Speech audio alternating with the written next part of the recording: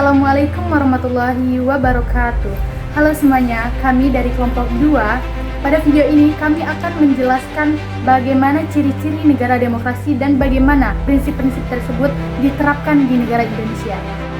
Baiklah, sebelum masuk lebih jauh, alangkah baiknya kita itu mengetahui bahwa demokrasi itu tidak hanya soal memilih pemimpin, melainkan demokrasi adalah sistem yang mengatur bagaimana kekuasaan dijalankan, diawasi, dan dibatasi oleh hukum. Baik, di sini saya akan menjelaskan tentang ciri utama negara demokrasi. Jadi ciri utama negara demokrasi adalah negara hukum, yaitu setiap tindakan pemerintah dan warga negara itu harus sesuai dengan aturan yang berlaku. Tidak ada yang kebal hukum meskipun itu pejabat negara. Nah, di Indonesia itu ditegaskan dalam Undang-Undang Dasar 1945 dan kemudian dijalankan oleh lembaga penegak hukum seperti MK dan MA. Contohnya, ketika pemerintah membuat suatu kebijakan, kebijakan itu harus sesuai dengan aturan hukum. Nah, ketika pemerintah itu ada yang melanggar hukum, mereka harus tetap diproses secara hukum. Oke, jadi ciri kedua demokrasi itu adalah pemerintahan berada di bawah kontrol masyarakat.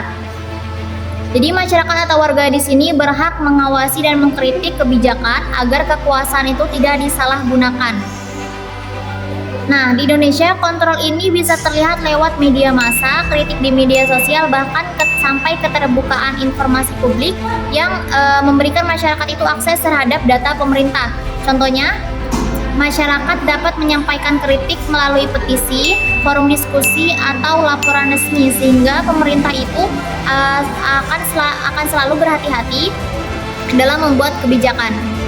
Baik, selanjutnya di sini saya akan menjelaskan ciri yang ketiga, yaitu pemilihan bebas. Berbicara tentang pemilihan bebas, maksudnya adalah setiap warga negara ini boleh memilih tanpa adanya paksaan, tekanan, atau bahkan intimidasi dari siapapun. Dalam arti kita itu bebas dan itu keputusan pribadi kita untuk memilih siapapun. Kemudian dalam pemilihan bebas ini memiliki ciri-ciri tertentu. Yang pertama itu tidak adanya tekanan atau paksaan. Nah, jadi dalam memilih ini kita bebas dan tidak boleh adanya tekanan dari aparat manapun, aparat partai atau atasan atau bahkan tokoh masyarakat. Kemudian ciri selanjutnya itu pilihan itu rahasia. Jadi intinya yang tahu bahwa kita memilih itu hanya diri sendiri. Tidak boleh ada orang yang tahu dan bertanya, kamu memilih siapa? Intinya pada bilik suara kita itu 100% bebas. Kemudian ciri yang selanjutnya itu adalah akses yang sama untuk semua orang. Maksudnya setiap warga negara yang sudah memenuhi syarat untuk memilih ini memiliki akses yang bebas dalam pemilu. Dalam arti walaupun kita berbeda dalam segi agama, berbeda suku, status sosial, itu kita tetap memiliki akses yang sama dalam pemilu. Kemudian yang terakhir, bebas untuk mendukung siapapun. Dan biasanya kita itu boleh memasang stiker atau bahkan memakai kaos calon yang kita pilih, atau bahkan kita ikut kampanye itu boleh. Dan bahkan kalau kita tidak memilih pun itu hak kita. Kemudian mengapa pemilihan bebas ini penting? Yang pertama, agar hasilnya ini benar-benar mewakili suara rakyat. Artinya tidak ada campuran dari suara aparat manapun.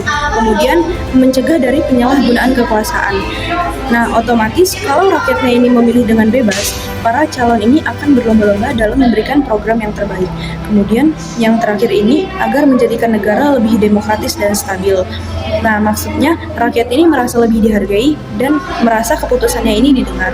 Pada intinya, pemilu yang bebas itu adalah fondasi demokrasi yang sehat. Baik, selanjutnya ciri keempat yaitu prinsip mayoritas. Dalam demokrasi, keputusan politik biasanya ditentukan oleh suara terbanyak. Namun, prinsip mayoritas tidak boleh digunakan untuk menindas kelompok minoritas.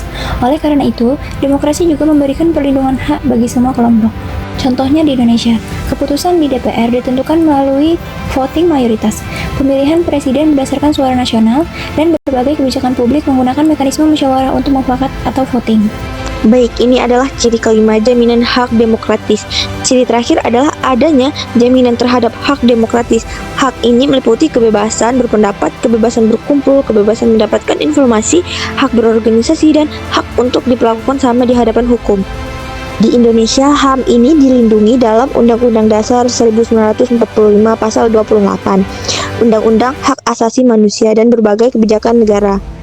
Contoh penerapannya adalah masyarakat bebas menyampaikan pendapat di ruang publik baik secara langsung maupun melalui media sosial.